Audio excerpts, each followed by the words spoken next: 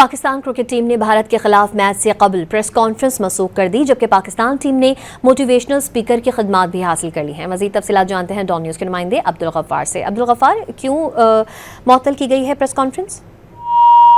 देखिए, कॉन्फ्रेंस पाकिस्तान ने इसलिए मुलतवी की है कि जो हैंडशेक तनाज़ा था उसके बाद जो सवालात हैं कंट्रोवर्सी उससे बचा जा सके। पाकिस्तान टीम प्रैक्टिस जरूर करेगी आज, लेकिन जो प्रेस कॉन्फ्रेंस है वो पाकिस्तान ने जो है मनसूख की है ताकि इंडियन मीडिया मौजूद होगा। इसके अलावा पाकिस्तानी मीडिया तो चले फेयर रहता है, लेकिन इंडियन मीडिया जो है कोई कंट्रोवर्सी न बनाए, इस वजह से इस चीज को जो है वो अवॉइड किया गया है। जबकि भारत के खिलाफ मैच से पहले पाकिस्तान टीम मैनेजमेंट ने डॉक्टर रहील नामी एक मोटिवेशनल स्पीकर को भी जो है वो मदद किया ताकि पाकिस्तान टीम का मोराल वो हाई कर सके। कैंडी पाइकराफ जो कि मुतनाज़ा मैच रेफरी है पीसीबी की जानिब से, उनको ग्रीन सिग्नल आईसीसी को दे दिया था कि उन्होंने माफी मांग ली, जिसके बाद फिर उन्हें इस मैच के लिए मैच रेफरी